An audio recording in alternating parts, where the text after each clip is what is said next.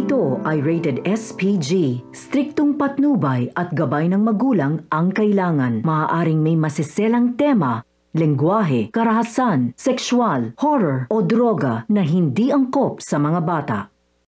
Hi everyone! Welcome back to my channel. Okay, so etong video na gagawin natin ay hindi to as in Vavaboom na makeup tutorial because this is going to be a challenge. Ito yung tinatawag na dick liner. Sa mga tao na hindi nakakaalam ng dick liner, ang dick liner ay isang eyeliner na courting junior. Yeah, junior. Putotoy, ganon. Hotdogs, birds, ganon. Lahat tawag sa kanila. Sa mga babies ko or sa aking mga viewers na nanonood ngayon na I'm so sorry baby, but this video is not perfect for you. So please skip this video. And yes, at sa mga mother na aking mga viewers, sa mga viewers kong mother na may mga junakis na gusto kong panoorin, please, this is rated SPG and this is not perfect for your kids. So, you are maybe wondering what is the dick liner that I'm talking about. This is the dick liner, baby. I'm so sorry kung masyado siyang brightness, but yeah, that is the dick liner.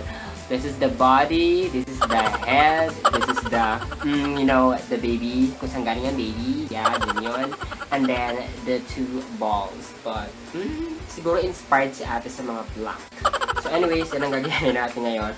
So yeah, wala akong makeup, as in wala akong foundation, only lip tint, such as my lips when I'm here sa bahay lang. Kaya simulan na natin ang dick liner. Okay guys, so ayan, finlip ko yung aking iPod. So, ito, gamit ko na yung pinaka-main na camera ng aking iPad para mas-zoom in ko sa inyo kung ano yung aking pinaggagawa dito sa dick liner na tinatawag na to. So, syempre, kailangan nyo muna ng eyeliner. Then, mamaya na natin siya kukulayan kung ano yung gusto kong kulay. Gusto ko ng mga French. Hindi rin mga African. O kaya mga Filipino na lang. Sige, Filipino na lang. Ay, hindi. Pwede din. Basta yung mga very tan lang yung kulay. Tapos medyo, red na red ang head. So, carry na yun. Medyo yung gawin to ha. I'm so sorry guys. So, again, sa aking mga batang viewers, skip this video and watch my Disney-inspired princesses. So, yeah. Mas bongga yun sa inyo. Okay, so ang aking gagamitin na eyeliner ngayon ay hindi ako gagamit ng liquid eyeliner. So, I'm going to use a gel liner. This is from Enhanced Cosmetics in the shade 01. And, syempre, aking very pointed brush na lumalaban. Ayan, this is from the brand A-List. Yeah, I really love this. Kasi, gamay na gamay mo talaga ang pagdodrawing ng dick. Ayan. Oh my God. Ito talaga. Makikita nyo talaga dito ang aking totoong pagmumukha. Ayan guys. Wala po akong makeup. So, libre la. Ayan, char. So, ididip ko lang aking eyeliner. Ayan, ang aking eyeliner brush. I'm so sorry kung napapatingin ako dun sa aking mismong main sa salamin kasi gusto ko talaga tong ma-perfect. Okay, so, ang una muna natin yan ay gagawa tayo ng body. Wait, I need a very, very magnifying mirror. Char, wala akong ganun mirror. Okay, so maglalagay muna tayo ng mismong eyeliner.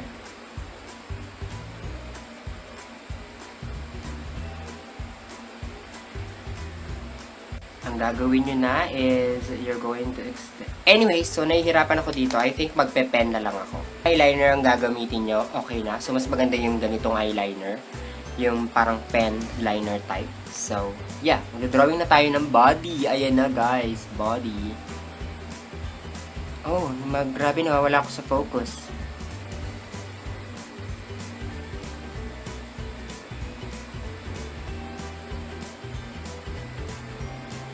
Ayan na siya! Kukulayan na natin yung head.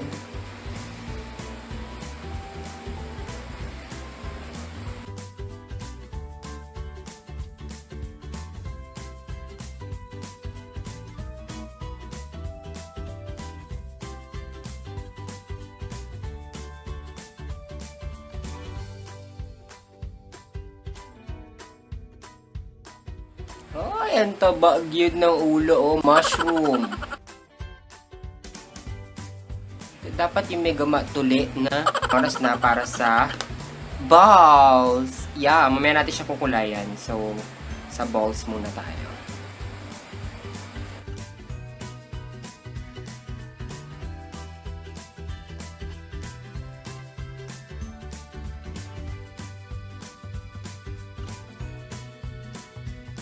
Oh, diba? Fresh! And kukuha na tayo ng concealer. Ayan, yung medyo hindi bongacious yung kulay, maputi. Dapat yung ka-skin tone lang din. Kasi gusto ko nga, diba? Ayoko ng puti. So, yeah.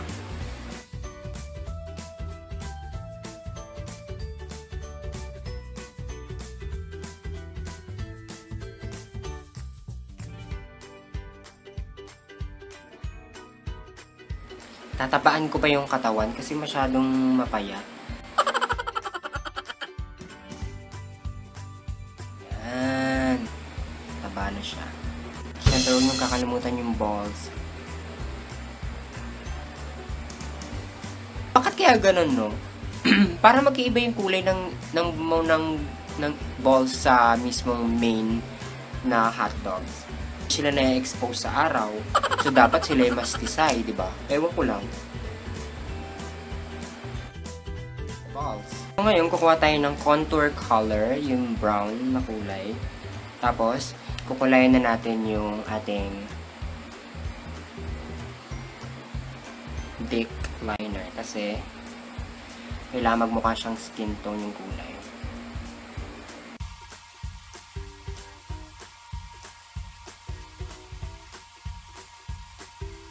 Ayan na, oh, may kulay na siya.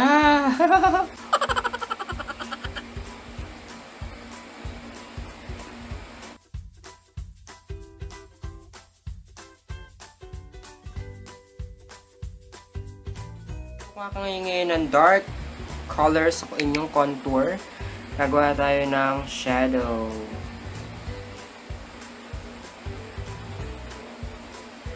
Ngayon, nilive ko yung kulay sa taas kasi gusto ko yan na medyo pinkish. You know me, I love pink head. So, pero pagdating sa balls, huwag niyong kakalimutan yung hairy.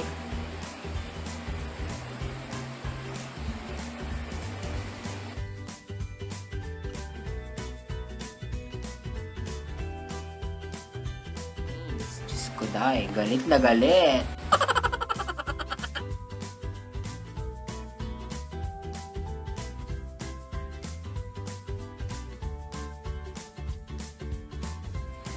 Diba? Parang kahoy lang siya.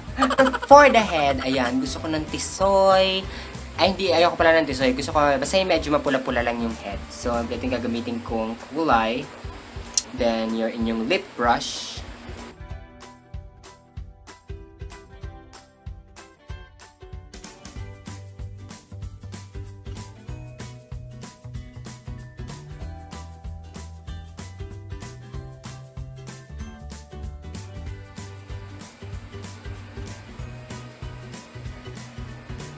Yeah, baby.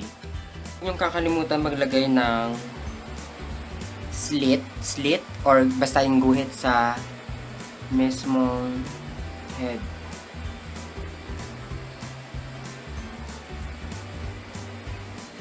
Yan.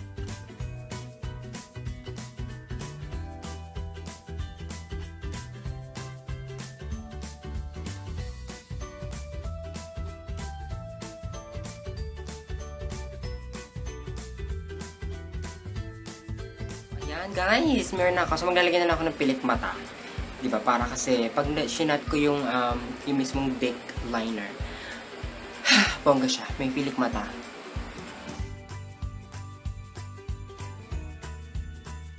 Oh my god guys, I need to add some very yummalicious, nutritious white. You know what I mean? Ano naman na medyo marami. Ayoko nang super explode at squirting, ganon. So, maglalagay na ako na.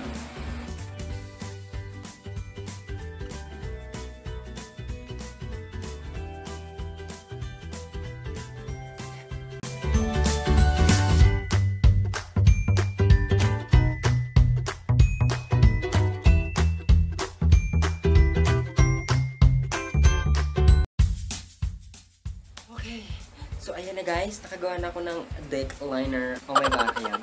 So, yeah, so nasa sa inyo yun guys kung ano yung gusto nyong kulay. Pero ako gusto ko yung mga ganyan, medyo tamang kayo manggilang yung kulay. Pinoy na Pinoy. But, freshness overload. Red na red at pinkish pa siya, day. Sa eggs, ayan, hindi ko naman siya pinkish din. Kasi, yeah, pang foreigner lang yan eh. Kuhaan na naman to guys, kaya huwag natin siya seryosohin. Okay, ayokong ma-report. Ayokong, alam nyo na, basta. So don't forget to like this video and comment down below kung ano yung paborito nyong... Ayoko na magsalita. Dead my bells na. So yeah, comment down below kung ano tingin nyo sa aking, my very own dick liner. Ayan, my favorite dick liner. Dick. So yeah, and talk to you guys soon on my next video. Bye everyone!